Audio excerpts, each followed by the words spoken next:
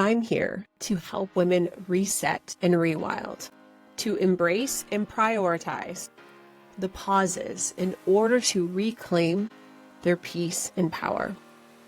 I'm Dr. Michelle Paris, director of the Poppy Clinic and founder and CEO of the Wild Collective.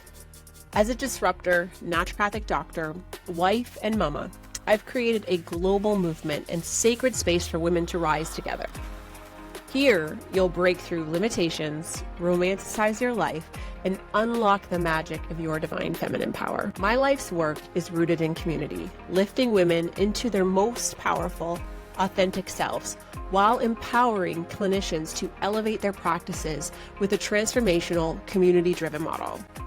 I lead a thriving, passion-fueled business and naturopathic practice brimming with abundance, where I can guide women to invigorate their lives through sisterhood and elevate healthcare with a cutting-edge transformational approach. I've witnessed firsthand in my practice how this model sparks consistent health transformation, creates flourishing communities, and brings profitable success.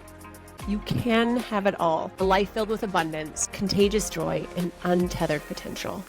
So pull up a seat. It's time to pour into yourself and tap into your intuition and design a life that's wild, free, and uniquely yours. And I'm going to show you how. This is Wild Medicine. Hello and welcome back to the Wild Medicine Podcast. We are your hosts, Dr. Michelle and Dr. Tara, and we are really excited for today's episode. But before we dive in, we just wanted to take a moment and say thank you to C for leaving us a really sweet, beautiful voice note. As a reminder, you can all leave us a voice message if you have questions or comments. We would love to hear from you. So thank you, C, for taking the time. Thank you for listening and sending us that little love note. We really appreciate it. Yeah, it totally made our day to hear your voice and to connect with the content and share your perception or perspective. So thank you so much for taking the time to do that. So we are really excited to get into our topic today.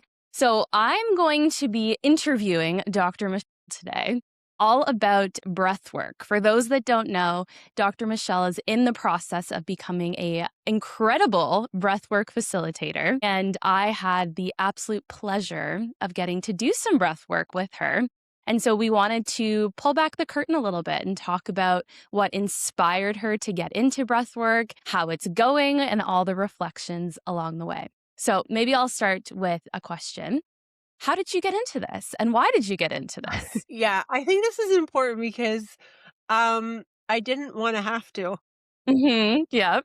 Yeah, I really wanted to outsource whatever project or delegate whatever project that wasn't my zone of genius. But because you brought this up today and I've been chewing on it since you asked me if this was the episode we were going to do, it came to me. So I want to go back a little bit. I'm currently in EMDR therapy, and I have to say we've got to bring Rhonda on to talk about Absolutely. this because so good. Yeah. this is like going to change my life. I can tell you that right now. And what I've picked up from having to revisit the therapy piece again and go back, I have been a highly anxious and avoidant person since a very, very young age. And so it was the 80s. I don't think we called it anxiety.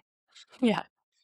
But I was a highly emotional person, highly sensitive person, and I had to learn to navigate the world and find a way to make it safe when I had to make decisions about things in order to meet the needs of my caregivers, in order to try and regulate in a world that was all unfamiliar, because it's unfamiliar to all of us when we're young. You make patterns and you do things, and those early childhood patterns end up being how you see the world. And so I'll tie this all together, I promise. So when we started the project of Shed, our metabolic weight loss program, I started weaving in all the tools. And I think the truth of like who I am as a practitioner is whatever I learn for myself that has helped me greatly, I want to bring forward and serve others. Wow. That just seems to be my MO. I'm sure it's all our MO, really. I started to weave in concepts of mindset from the start because I just knew how life-changing it was for me to start to rewire these patterns, to start to see the world differently, and really meaningfully address what I call like the real root cause, like the root cause behind the physiology or the physiological expression of the symptom. And so what I mean by this is that I think, and I know we agree here, that the thoughts and the emotions behind our choices, our actions, the way we navigate the world have far more potency in terms of predicting outcomes and improving health or going back into default thinking. And so I wanted to build that in. And mindset was taking patients super far. It was the feedback we were getting was really encouraging of like, okay, we're on to something here, right? These are the kind of intentional conversations we really want to have. Yes, we're helping people shed weight. Yes, we're, helping them get results and do all these wonderful things. But you and I are really way more interested on like the underneath part of all that. Yes. But what I started to notice, and concurrent, I've been running women's circles and having different types of conversations for the last 8.5 years. So I'm privy to all these really beautiful, intentional, deep conversations. And what I started to notice, and this is the real reason why I'm doing breath work, but I'll weave this all in. I started to notice that when women were transitioning from our active hypocaloric plan in what we call stabilization, so transitioning into what will look like maintenance, that what was really scary for most individuals was how unsafe they felt, how dysregulated they would get because they have lived a whole life not trusting their own intuition, letting the emotional sabotage get in the way of what they've achieved. There was all of this chaos and internal discontent that was bubbling to the surface that was really hard to only provide a solution that was mindset oriented or intellectual oriented. I really started to feel this need for more somatic more somatic or embodied work. Let's use the word embodied, because it is one thing to go through something and finally get results. So that's really beautiful and exciting. It is quite another to learn how you're going to live in this new vessel in a healthy and aligned way. And what we started to notice was this kicking up of old emotions, old patterns, fear, debilitating fear of like being on their own, all of these things. That's when it started being like, I need a different solution. We need to offer something that's going to really help transform our patients long term. Because you and I got into this because we really want to be the last stop. We really want women and men to be free, liberated from the yo-yo toxic current weight loss strategies that's failing a lot of people. So fast forward and step back. I had experienced breath work in many different arenas, and I've experienced breath work that stressed me out, like almost flared my nervous system. Yep. More than regulated it. And so I wasn't really attracted to that. I was super I am very attracted to something I'm calling minimalistic health. Like I like the simplicity of how we run things, learn how to eat, learn how to move, learn how to sleep, learn how to regulate, and you can live a pretty good life, learn how to breathe, and you can live a pretty beautiful life. And so I was attracted to the idea of breath work, being that we could teach people. It's totally free. It's something that it's a tool you have access to at any time. I love that for people. And I could have used it. I always know that I felt anxiety in my chest. There's something to that. So being a highly anxious individual my entire life, now going through therapy, you realize like the depths of it. I was scared of everything my whole life. And now raising children and seeing how it doesn't have to be that way, that's really eye-opening. Yeah. As I don't think my children have had a nightmare. They've never had a night terror. They're not afraid to try new things. Like it's so different, so cool to witness. So then there was that part of me well, then I want to liberate myself from that pattern so that I can have another 40 or 50 years not living in that belief system. So I started dabbling in different types of breath work for my own personal pursuit. And it'll be 2 years this coming June that I met my facilitator at an event. And I had a breathwork session, just sitting there casually, fully dressed, not laying down, not like this big event, no pillows, no blankets. That stuff's all great. But it was like, I'm telling you, like the most casual kind of, like, I didn't think it was going to be life changing like it was. Sitting in my seat, and I was dressed all cowgirl because we were in Alberta.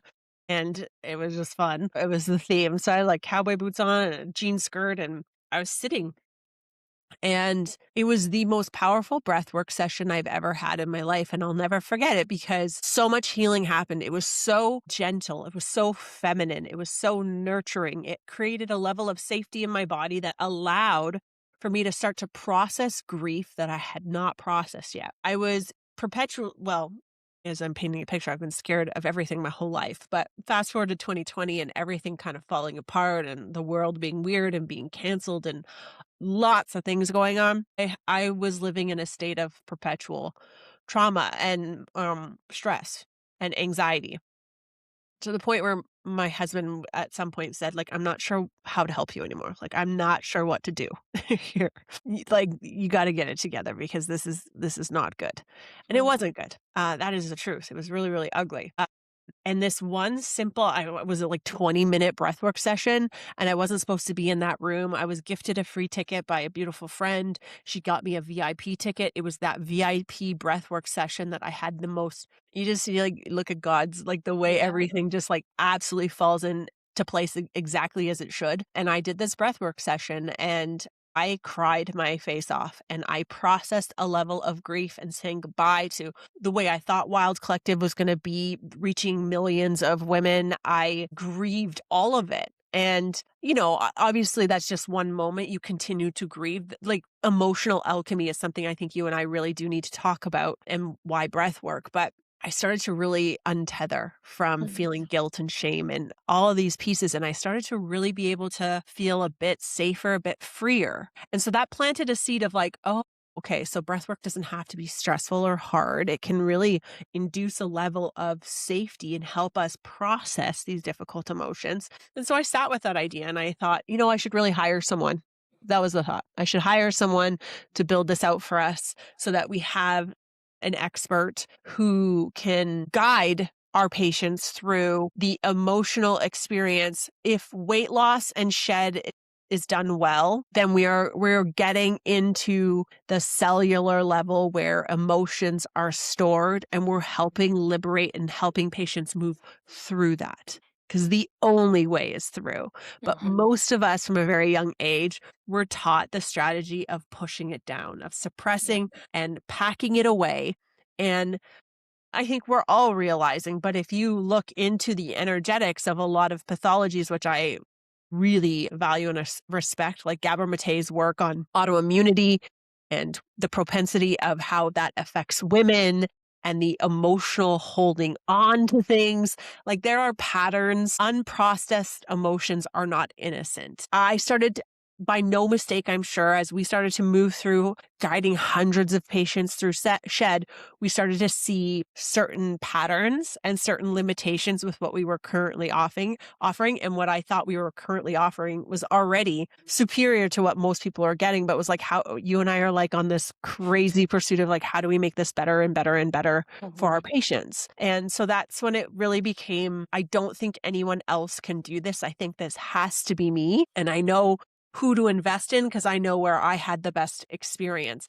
And I'll weave in one more thing because I think it's important. At the same time, sitting in circles every week for the last 8 years in Wild Collective, I was in our most seasoned or graduated women. Like, these women have been there for a really long time. And we were talking about healthy communication with our partners and polarities and really stepping into this like queen essence, this level of confidence, of power, feminine power, and how to articulate ourselves in challenging situations and express what we actually desire so that we could get people to collaborate with us in achieving these pieces. And for most good girls, this is very unfamiliar territory. We don't have the muscle memory to know how to do this. And so we're navigating this. It's new. It's new. And these women are seasoned. And I remember saying to them, okay, well, what makes you feel safe in your body? And one of them said, I'm not sure I've ever felt safe in my life, in my body. I was like, okay. So I'm watching people in our shed program when they're in one phase, totally rock it, and they get really destabilized on the transition back to life.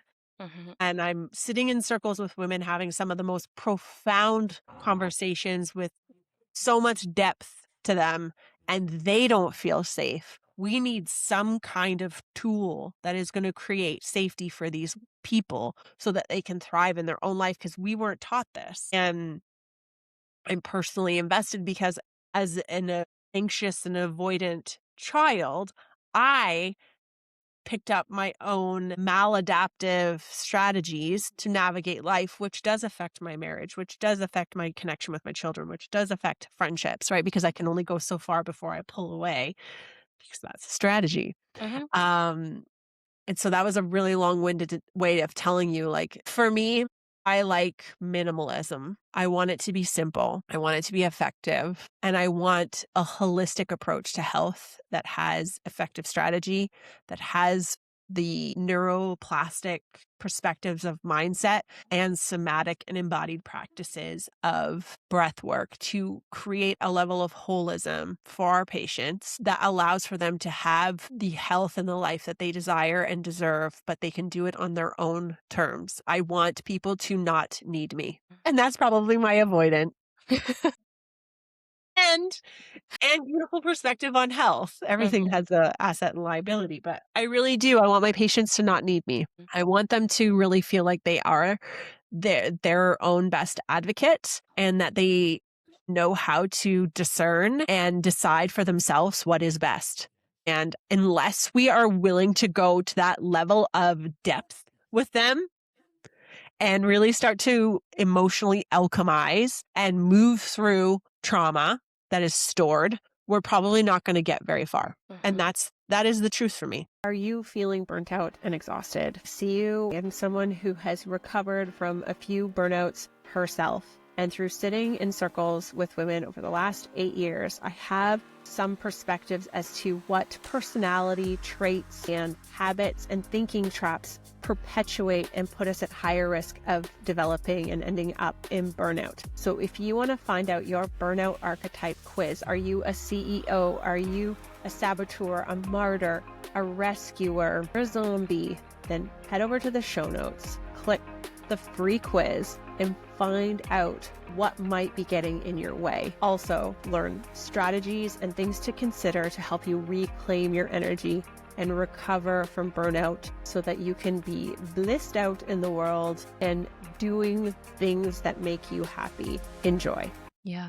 Yeah. I completely agree. And, there's so many levels of healing and health. And I think it's so beautiful that we've now incorporated, like, it almost felt like the final piece, right? Yeah. But like, we do so much of the nutrition and now we're doing movement, and we had the mindset. It was like, and now let's actually sit with the feelings, process it together, right? And using your cues and your music and all of that, it was almost like that final piece of the puzzle. And now it is truly the most holistic experience program out there, truly, for our patients. Yeah, I think so too. I've seen the benefits of how conversations can be very healing, how storytelling can be healing in a circle. We see that in our community chat too, right? Like, there's so much support that is offered and moving through difficult stuff in communion. I am critical of a lot of therapy because I want to make sure that it's very intentional, and I think that's where I am excited about EMDR and the potential of that. But um, we we need embodied work. We need to help people move through things, but we need to make it accessible. It needs to be something that you could draw from at any given time. And that was what was so attractive about breath work, is like, we all have to breathe to live. So what if we became masterful at it? And there's this really great book by James Nestor called Breathe, I think, or Breath. That is so fascinating at like the modern day phenomena of how poorly we breathe, really challenging our beliefs around how long we can hold our breath for. Like, there's just so much to the conversation I find so fascinating that I think people deserve to understand better, because I mean, just like the importance of movement, and we see this too when people graduate, right? Is like, they feel great. They want to exercise, but no one's ever taught them. Yeah. And so you're not going to just like, and this is the truth. And this is what I love about the work that we do. Like, if it were just so easy for us to be like, well, go pick up some weights at the gym. Like, or watch a Peloton video and just go. If it were that easy, we'd all be doing it. The Mhm. problem is that the thoughts that we think about ourselves and our inability to regulate ourselves, our nervous system, that is what's going to be the predominant barrier to long-term change. Right. So if you don't feel safe, if you don't have the confidence, if you've never trusted yourself, if you are easy to default to guilt and shame, you're not walking to that gym because you're thinking everyone is looking at you. You're like, am I lifting the weight right? So it's like, okay, well, we can fix this. Tara becomes a personal trainer and I'm going to be a breathwork facilitator. We're going to like fix this because I think we're willing to sit in the actual reality of why, sorry, patients don't transform long term. Mhm. And it Absolutely. has so much to do with like non-belief, Yeah. Yeah. right? And the confidence and the safety piece. And Yeah. I totally agree with what you said too about with therapy. And like I've benefited from therapy, absolutely. But sometimes I feel like, and I grew up similar, right? With like that sort of anxiety and all of those pieces. And I think that for people like us, a traditional therapy, I've already done all the loops in my brain. Like I've gone to all the places. I know the answer, right? It's like it Yeah. wasn't for me. It wasn't so much that I needed to like talk it out. I needed to like feel it out. I needed to feel Yes. it in my body, right? It wasn't so much in my brain. It was actually in my body that needed healing. I think it all is. Mhm. Like a really good portion of it. I think that's so beautifully said. Is like the goal for us in a wild circle or in shed is safety. Mhm.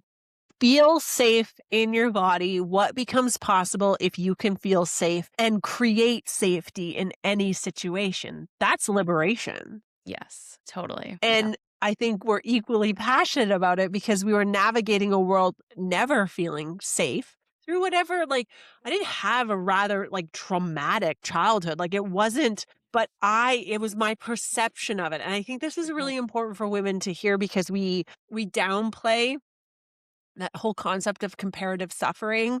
So if Mhm. you knew someone had like a really traumatic childhood, you're like, well, I don't deserve to feel this way because that justifies feeling traumatized, but my experience doesn't really justify. No, it's your perception. That's Mhm. Gabor Mate said. It's not the actual event, it's the perception of the event that creates the trauma. Mhm. And so if you didn't have the vocabulary or the support to help you regulate through difficult things, your perception of those things could be that they were traumatizing to you. And you don't need to justify that. I think, like just what you said, when we can start to let ourselves feel, that's a very different alchemizing experience, Mhm. right? And I think that's what's so cool, about the breath patterns I'm choosing to bring forward. The breathing is very intentional. It is about creating safety. Music in what you elicit to speak to is like, all of that is intentionally done to help guide someone through. And I like the way I've been taught is like titrate to Mhm. emotionality. So it's not about, I think this is why a lot of breath patterns in the past have really stressed me out, is that there isn't this idea of titration. It's like push and push and push and push, and then let these big feelings go through. And if you've never really alchemized, that's going to be stressful. Yeah. Or the breath pattern is like you're forcing yourself because the facilitator is breathing at a pace that you feel like you should. And if you've been the good girl your whole life, you're going to follow that, right? You're Mhm. going to see that through.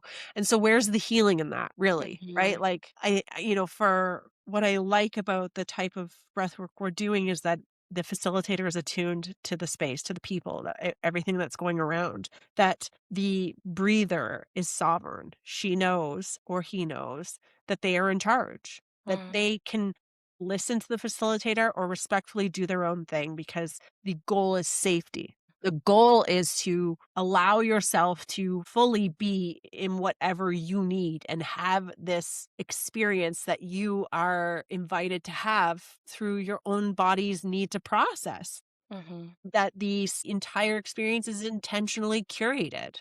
Mhm. I'm having a lot of fun right now in Wild Play, which is our like most graduated group of women. We're doing a book series paired with breath work. So it's like, well, how can we take what we're learning and make it a more embodied experience? That to me is like really exciting. It needed to be the next level, right? Like, and someone in Wild Collective said, I loved it. She goes, I love that when you grow, we get to grow. And I Oh. thought that was like such a sweet, yeah, it was time for us to grow together. It was time to have more embodiment because we've intellectualized and we've collaborated, and that's all very potent and powerful, but they were ready for the next level. And I think we're always given little, and when that woman said, I don't think I've ever felt safe, that was the breadcrumb. That for me was like, oh no, it's got to be me. Yeah. Oh, I don't have the money to invest. I don't really have 5 hours extra to go back to school. I promised I wasn't going to do another thing. I didn't really need this, except for when you know, and you're Yeah. like, none of this makes sense, but I'm going to do it. And trusting that I think that was that, that's super important. So I'm gonna speak a little bit about breath and not get too esoteric. You know how I can't stop myself. But okay, so why breath? This is something I think we all need to understand, and this is really written for the modern day individual in North America, or this is all intended for our society function, which I think globally is probably most people at this point. But, the level of pressure, the level of stress, the level of access people have to us has pushed us into a predominant sympathetic mode, that fight or flight, that drive towards higher cortisol levels and a ramping up of certain endorphins and a need for dopamine and all of these types of engaging neurochemistry and hormones to help us sustain and withstand the pressures of the modern world that we exist in, right? Back in the day, once the sun set, if you had candles, you lit them. If you did not, you went to bed. Like, it just was a different time. Now we have blue light. We can be stimulated all hours of the day. People can access you via email, phone. You can get pinged. Like, the level of stress and what our body has to hold. And I think people have to remember, like, our physiology is still hundreds of years old, but it's living in a modern day world. It wasn't adapted to fit yet. And so there's this like frenetic sensation in our body of like, this all feels like too much, but everyone else is doing it. So I guess I should just adapt. Right. So And true. yeah, so then what ends up happening from a nervous system perspective and a more focused, like a breath perspective, is that we become shallow breathers and we become like rapid because we're trying to go at a pace. And what is really fascinating to me is the way that we're studying the harms of this now. And what's really beautiful of watching people breathe now is now I'm on the other side and I am really new. So full transparency to get a lot of this wrong and to have a more evolved conversation as I get better at this. But like, it is really, really fascinating to watch people breathe. Some people can truly not belly breathe at all. Like, you never see their belly raise. Some people have this amazing diaphragm capacity and get these huge belly breaths. And I'm like, do you know what a beautiful breather you are? And they're like, I had no idea. Like, God, your belly is just like, it could just like, you can just see the fluidity in their body. It's beautiful to watch, but you can see the effects of stress in our physiology. To us, that's deeply fascinating because we're like, we can see the physical manifestation of it. But most of us have become chest breathers, and most of us have heard of the phenomenon sleep apnea and the harms of sleep apnea. So this episodic unconscious arresting of breathing has become a predictive, like a chronic predictive factor for chronic disease development, like hypertension and heart attacks and diabetes, dementia, like you name it, it's quite harmful. What they're studying now is something called email apnea. And it is this episodic, continuous partial attention that creates our breathing patterns to become shallow and erratic. So let's paint the picture of the modern day person in corporate, right? Their Twitter is going, they're getting 100 emails a day. People are texting them. Maybe they do marketing on their own. So then they're trying to put out their own social strategy. And then someone has a problem with their social strategy. And now they got to put out this fire. And it's 9 o'clock at night. And now someone's commenting on your post. And it's like, much are we, like, freedom are we giving away by being this accessible? And the stress that is caused, we don't realize what's end up happening is that we're creating the breathing patterns that are exactly like and equally as harmful as sleep apnea, Hmm. but during the day. And learning how to breathe is the antidote, because when you can learn to regulate yourself in any situation, then you are free. Like, you then have a choice. You then have awareness and discernment. How do I want to navigate this? When we're being ping ponged all day long, we are at the mercy of whoever is pinging us next. And physiological effects of that are creating an environment of stress. And what people don't realize, or a lot of people don't realize, and Gabor Mate is wonderful at bringing this work to the forefront, is that if you were in your early childhood years exposed to chaos, or your perception was chaos, then your neurochemistry, the environmental state of your cells, is that of heightened stress. And that unfortunately becomes interpreted by your body as safer than stillness. Wow. And so then most of us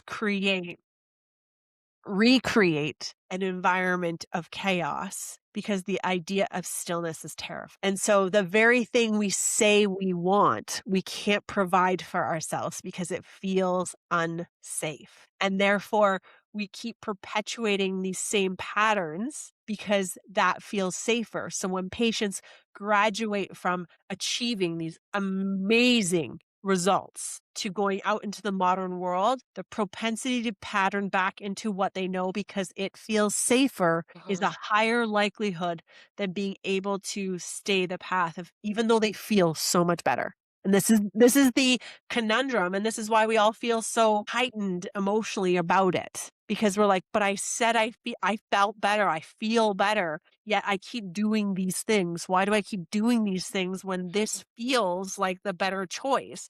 It's like, well, because we have to challenge the nervous system, the environment, and the thoughts that perpetuated the environment in the first place. And if we're unwilling to do that, the likelihood of you defaulting back to who you were is so high. You lived that way your whole life. And I think people, you don't need to grip and be afraid, but you do need to be disciplined and consistent on the path to transformation, because you're going up against 30, 40, 50, 60 years of patterning. And this is the important part. And I think for me, I know this is a whole lot of stuff to be saying, but That's great. okay, we can come back to the breath at any time. And this is the piece that feels so encouraging. At my core, I want to be accessible and I want to serve the modern day woman predominantly, but modern day human. Like, Yeah. I don't want to be unaccessible. I want to be very accessible in my interventions and solutions.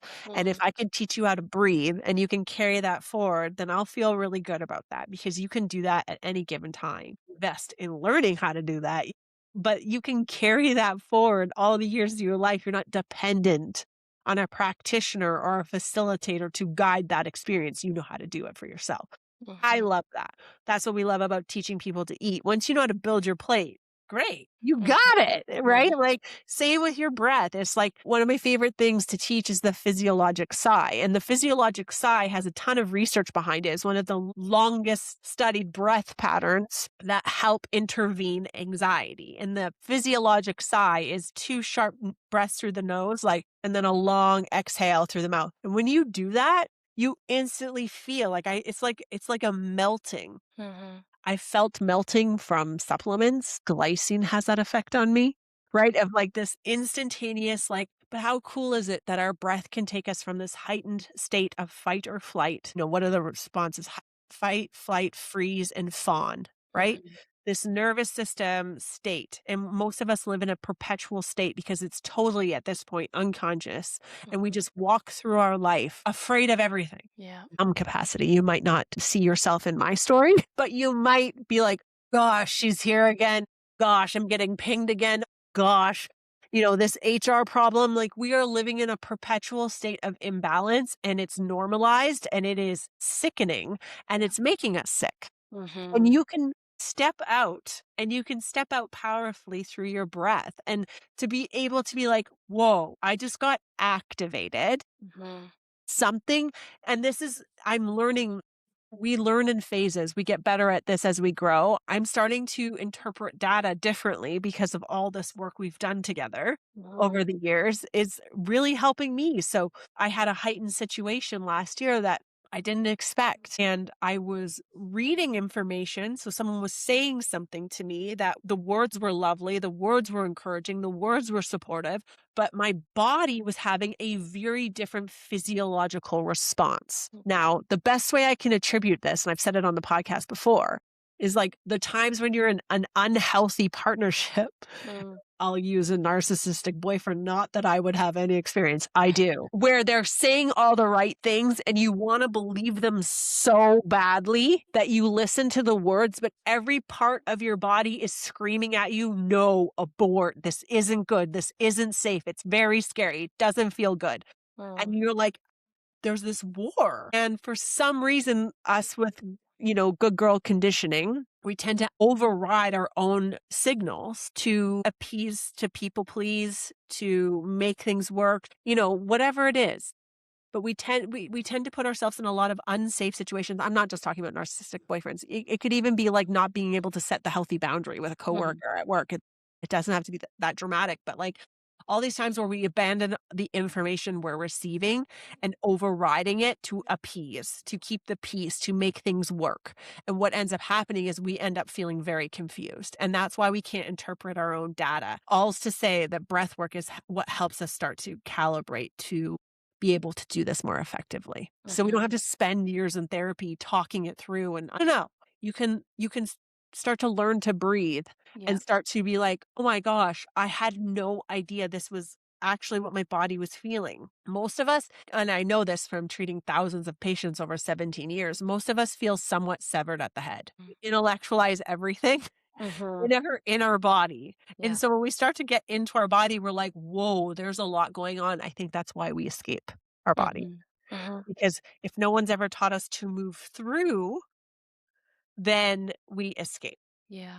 And so when we start to, you learn to use our breath as a tool, and I have two pieces to say this, we start to actually let ourselves titrate towards all sensations and we start to normalize.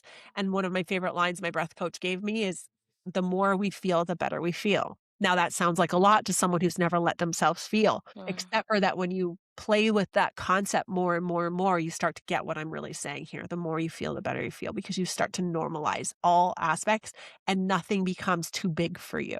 And that is liberation. And then the other piece I'm picking up on that I'm liking early in my breath work is that breath work, the way we bring someone through a breath work arc, the warm up, the peak, the come back down, through musicality, through breath pattern, through facilitation and support. So through vocalization of what your facilitator is saying, we are basically teaching you emotional alchemy through breathing. And so if you learn that breath pattern, then you learn that when a sensation comes up, you realize, and this is, I think, part of it, because there was a moment in Wild Collective, I learned this for myself, where I was like, if I let myself cry, I'm afraid I'm going to cry forever. I think this is what a lot of us think.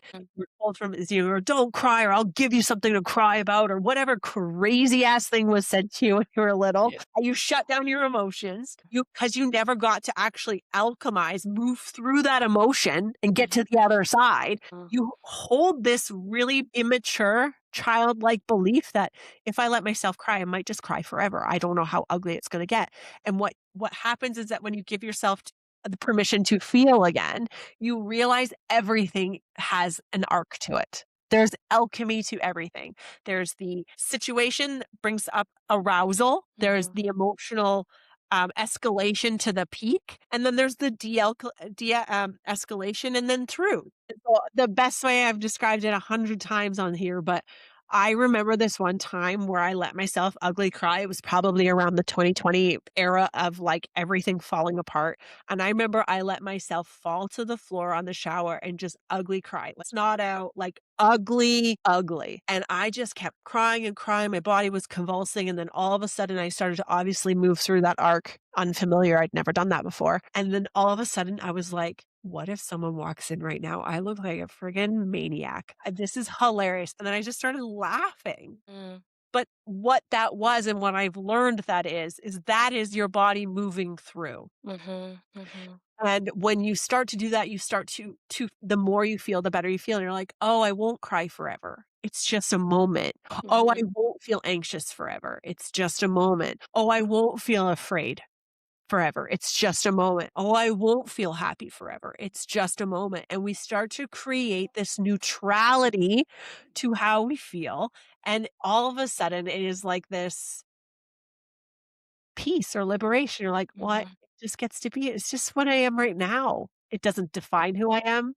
I don't have to be tethered. How many people are so tethered to their pathology, their experience? I am an anxious person. No, you are a person who experiences anxiety, have whatever pathology, right? It's like we're so attached that there's no discernment. So I think the goal is to create a level of safety to let people feel so they can move through so that things don't define them.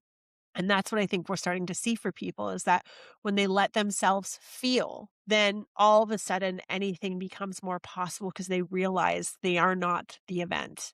They are the person experience. They are the witness of the event and it moves through and it doesn't have to define you. And that way, when you're sitting there after a long day and you've had a really hard day and it's been really emotional and you have a choice and you could default back into your old patterns and you could eat the chocolate and the popcorn because it feels really good to satiate, or you could be like, what is it that I actually need right now? Am I actually hungry? Or am I super frustrated that this day was really, really hard?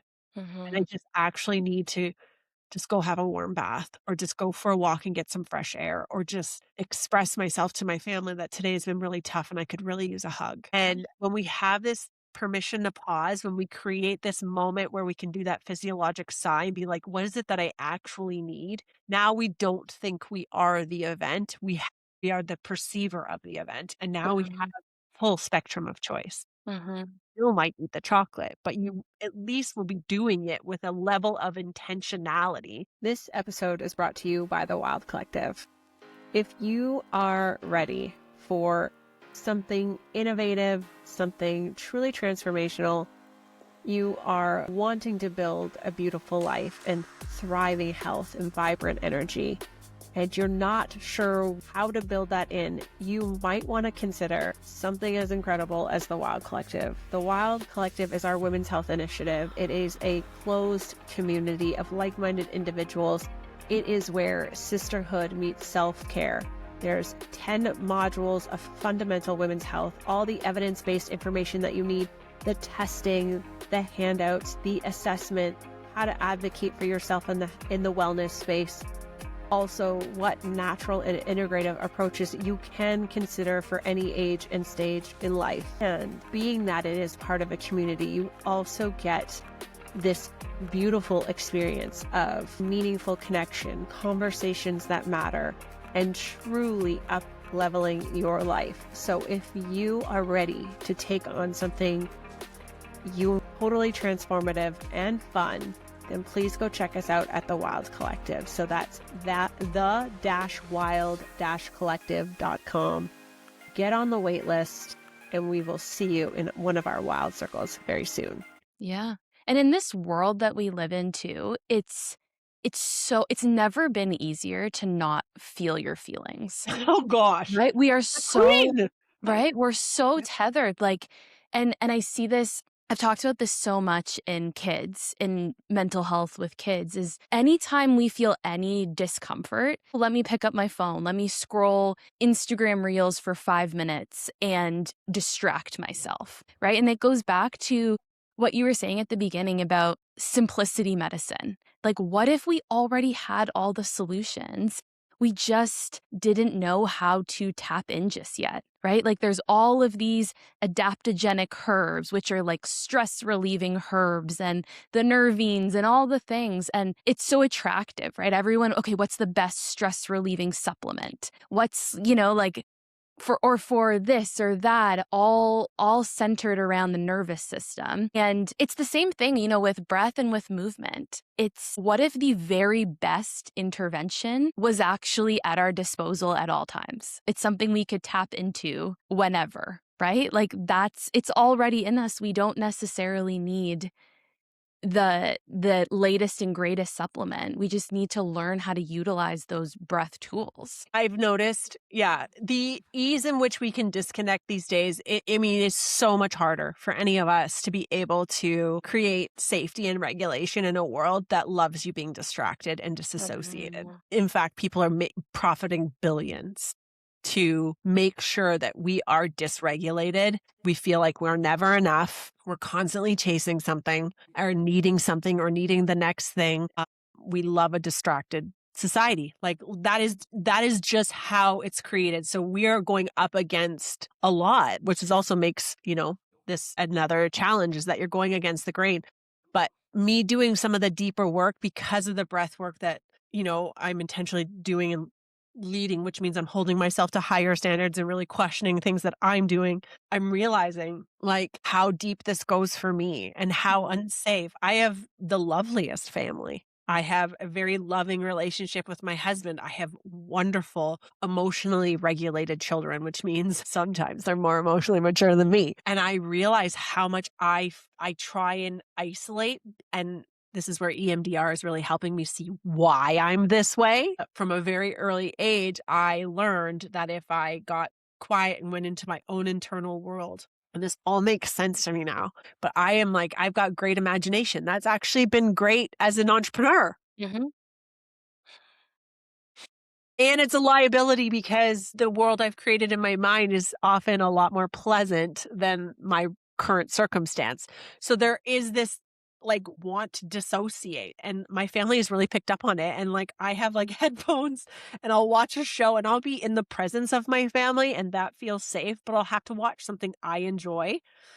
And they call me on it. And I, again, like you have to know who you are and accept who you are. I hope to be a very regulated person where that isn't needed one day, but I've also picked up on like that is my way of connecting at a level that feels safe. Like this is all new learning to me. And my husband's like, I could have told you this like so long ago, Michelle.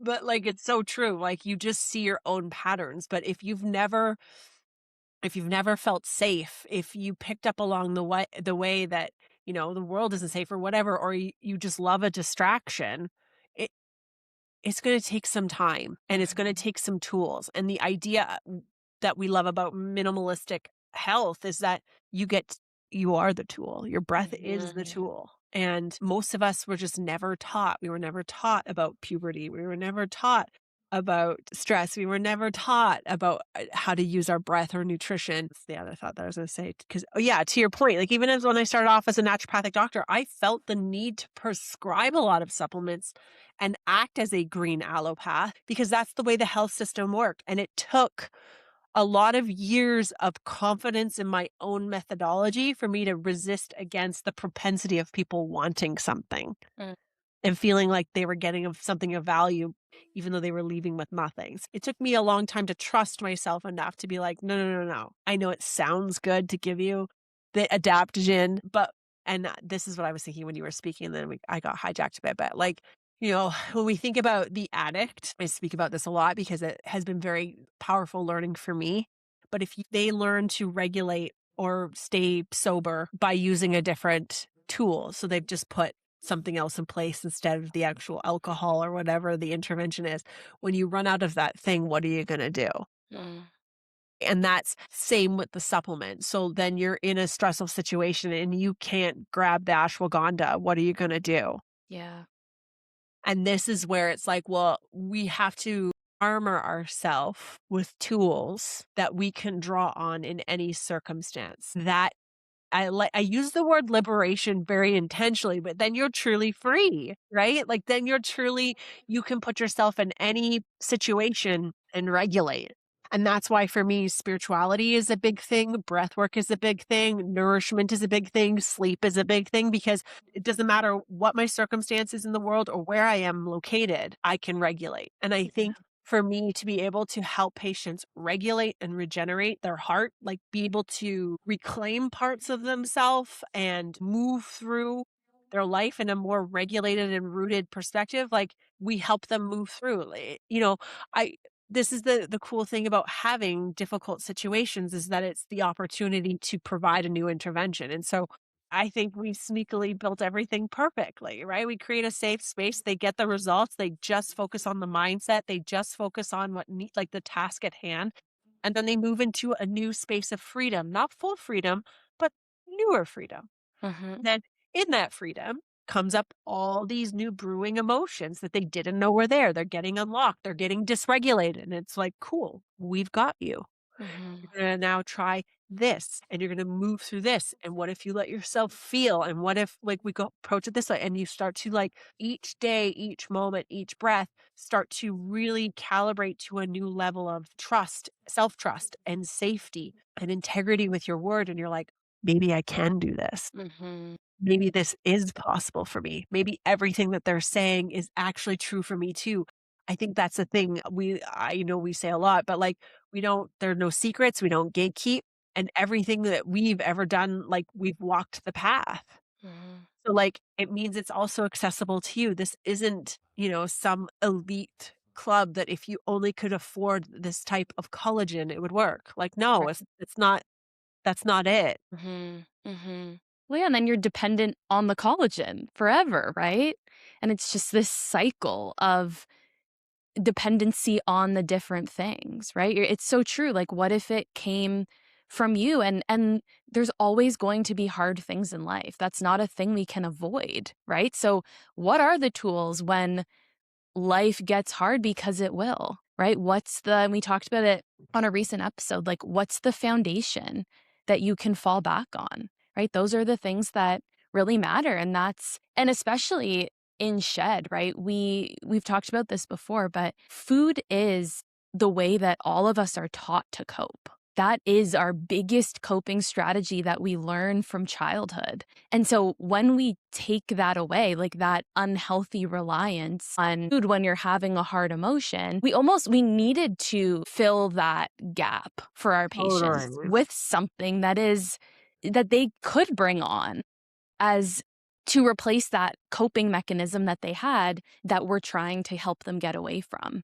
And I was just thinking too, I had a follow up with a patient who's been out of the program for a few months, and she was going through a tough season of life. And we were talking through what she's been doing to cope and all of that. And there was a moment where we were talking about it and she said, I just realized that in going through this, I never turned to food to cope and to feel better. She's like, I did the walks and I did the baths and I did all of the movement and all of these things that I actually know are going to help, because those are the new tools and the new skills that she's acquired along the way. And it was interesting because it wasn't a thing that she was conscious of as No. she was moving through it. It was just in hindsight, she could recognize that was my main one of my main coping strategies previously. And it no longer has it doesn't have that release anymore, or relief. Like, it doesn't provide what it used to.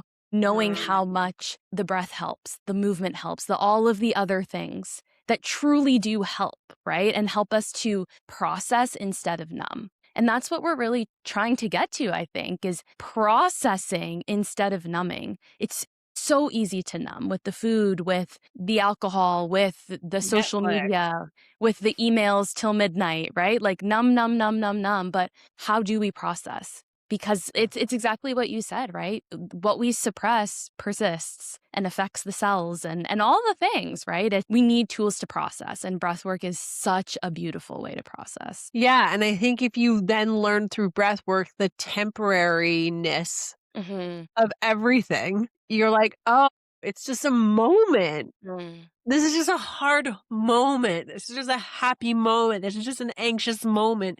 It doesn't define you. Such a cool win that your patient shared to like truly transform that, to know that the default, and I agree with you, like food, desserts, that was all a reward. It was how we coped. Everything is around food. And this is what our patients run up hard against too, where they might have to regulate is like everything still is around food. Mm-hmm.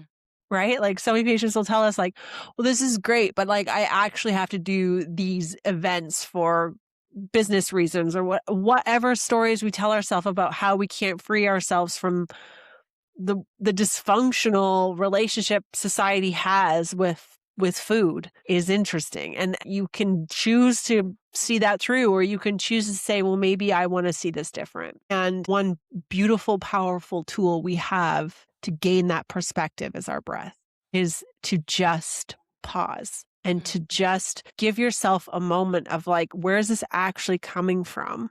And what is it that I actually want to do here? Because I think to your patient's point, like you just need a moment. Like you can absolutely, that used to be how you did things or escaped. And when we allow that opportunity to process, you realize it's just a moment in time and it's just your nervous system getting retrained. And just to complete the loop on what I shared about like having the unhealthy or maladaptive relationships and hearing one thing and feeling something different and then going with the words instead of the sensations, you do eventually become the person that's like, I see what you're saying and it all sounds nice. However, how I'm interpreting this experience is unsafe in my body. Therefore, I am going to actually take that data and make different decisions based on that.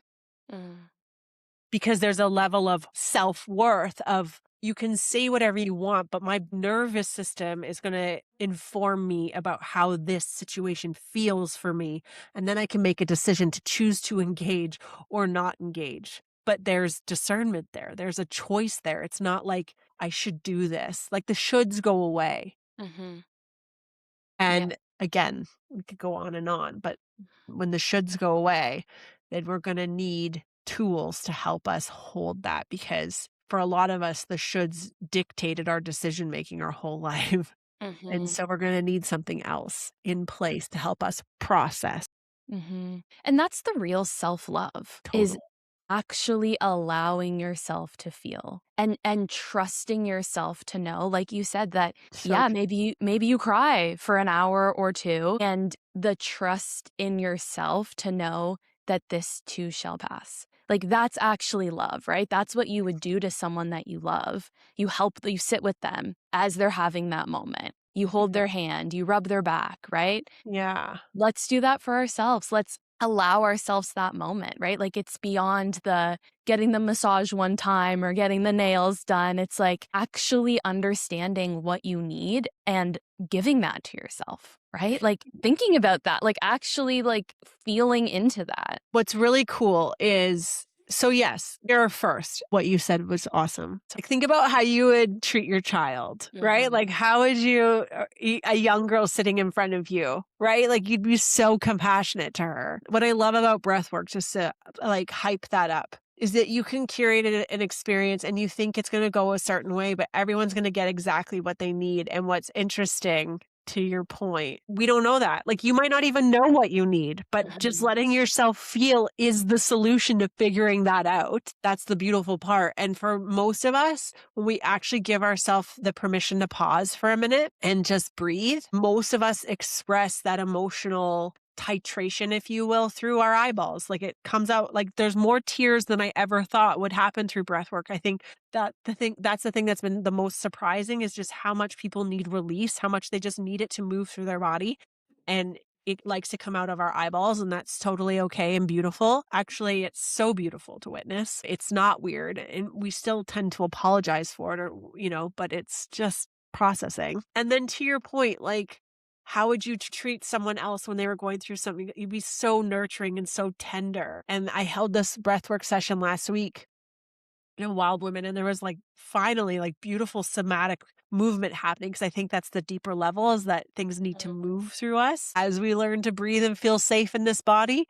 And so that was really beautiful to witness. But as we were like closing it up, a woman like opened her eyes, and I happened to be just walking around her when she came, and she just like air hugged me as if it was like, and that was exactly that, right? Like you would give yourself a hug, you would express appreciation for being allowed to have this moment. And it's just like this beautiful opportunity. And we rarely give ourselves permission to pause. And that is when we're doing something guided like that, we're just like, I don't know what the intention is. I don't know what I need, but I trust that my body does. And even though Michelle's curated this experience, my body's going to have whatever experience it needs to have. And it's perfect exactly as it arises. And I think that's the really cool tool of breath work, is that it is agendaless, that it's exactly what that person needs is maybe different than a different participant.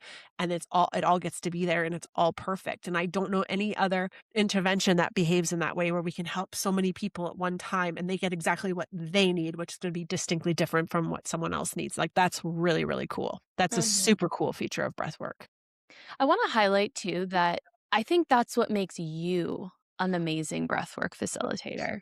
Because I've done breathwork before too, where it's very regimented and rigid. And those didn't feel like permission for everyone to have a unique experience. It was almost forceful in a way to get to some outcome, but maybe that's not the right outcome. Whereas even from the beginning, the way that you've approached it, and I think that this requires a level in the facilitator of a lot of self-trust. Like, you have to trust that you are going to provide an experience and know that everyone is going to get what they need. But I don't think that a lot of facilitators have that much trust in themselves. I think that you're very talented at that, of showing up and knowing that what you will provide will serve everyone. And not getting, you never get too caught up in it must be this way or it must be that way. It's I'm doing this and it will be what you need. And I think that also gives everyone so much permission for it to be whatever, right? It's not, I never, doing breathwork with you, I never was like, and sometimes I feel like this doing breathwork, I'm like, am I doing this right? Yeah. No. Let me open my eyes. Okay, what's everyone? Okay. Did I fall asleep? No. Okay, I don't know.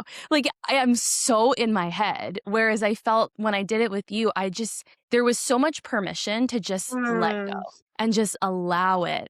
And you saw, like, I got very emotional. And even as I was doing that, I was like, stop crying. Like, there are patients here, But I mean, we're so open. It's whatever. But it was just like, I felt like a full surrender to that experience. And I haven't had that experience before, because typically it is so, and now we're doing this and transition to this and breath. And I'm like, I can't even breathe that much. Like, you just provided such a beautiful experience. And I just want to highlight that, because I don't think I know that is not always the case. You are very talented at this thing. And our community is truly, truly, in so many ways, so lucky to have you. You're the nicest. I'll say this. Thank you. I am blown away by the feedback. So I'm like, is it possible? You're so good at this. You really, you really overwhelming. Something. It's really overwhelming. And I do receive it. Thank you. Because I've struggled with that. And I really do appreciate the feedback, because I'm really having fun.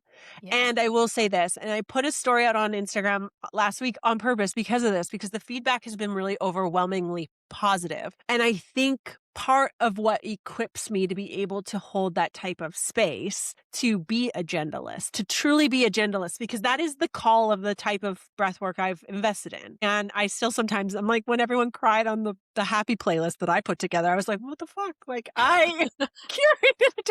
So I get not being agendaless. So I'm human. But what makes me comfortable to calibrate to whatever people need and creating a level of safety is Wild Collective, is through facilitation. And so what I shared is like, what if you see so many people quit on themselves before they get to mastery. And the reason I think I can hold space as a breathwork facilitator, I'm not collapsing on the intensity of it, especially as I'm watching women month by month in Wild Play start to get more and more safe in their bodies. And you're seeing more and more movement, more and more, the permission field is widening and what they're allowing for themselves to have for an experience, because it is such a safe space. I'm equipped to do that because I've sat in circles with women for so long, and I've titrated to a level of safety that has even knocked my socks off, because as a very anxiously and avoidant attachment, I want to highlight the avoidant part is very entrenched in me. Communion with people did not come naturally. I wanted it more than anything you can imagine. Belongingness has been like a core value that has guided me through my life of wanting it so badly, but being avoidant and protective because it never felt safe. And so to move through that, and just to highlight for anybody who's listening to whatever skill they want to get great at, like, you've got to keep doing it. And now it's like, it's 8.5 years, almost 9 years later that Wild Collective was created. And I stood at that last Wild Circle and I was like, this is what I thought it was supposed to be. But it's taking, like, imagine waiting 9 years to be good, you know? And I'm not saying I wasn't good. I'm just saying you get good. And then you start to be able to hold space like that and realize that the space creation, the facilitator of the experience is the thing that you need to become masterful at, not guiding how someone moves through it. It's like, no, I just need to create the space. And so anyways, why was I saying that? Just don't quit on yourself, because it's so crazy to come here and just receive the feedback. It's been absolutely overwhelming. I feel like you're all lying to me, because I'm like, really? I'm just like in my 7th hour, but it was years in the making. It was years in the making. It was years in the making. And how exciting for all of us that this is just the beginning for you, right? Yeah. Like, to think create that, something really fun for us in the near future. So and to think that over time you will become even more masterful at this thing that you're already so great at. How cool. How cool that we all get to go on that journey with you. I'm very excited too. Thank you for sharing your story with us. Thanks for giving me the space to share and the intentionality behind it. I hope what everyone heard is that there are very accessible tools out there for them to create safety. That safety is a core value for all of us, for growth and for change.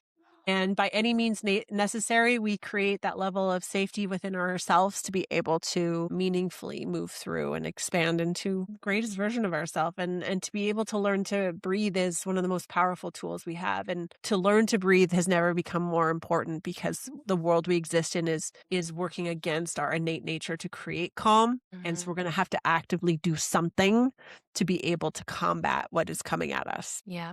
That doesn't have to be expensive or hard. You're welcome. Yeah. Thank you. Absolutely. Yeah. Thank you. Thanks everyone for tuning in today. We hope that you can take some time to breathe today. Hopefully we inspired you to breathe today. We will see you next time. Thank you so much for tuning in to Wild Medicine. I am so grateful to have you here, and I hope you're feeling inspired and empowered. If you enjoyed today's episode, please don't forget to subscribe and leave a 5-star rating. It helps us reach more incredible women just like you. And before you go, quick reminder, the information shared on this podcast is for educational purposes only and is not intended to diagnose or treat any medical condition. Please consult with your healthcare provider for personalized advice and care. And if you're ready to take inspired action and dive deeper into your own health journey, please visit us at poppyclinic.com. Let's rewild and reset your health together.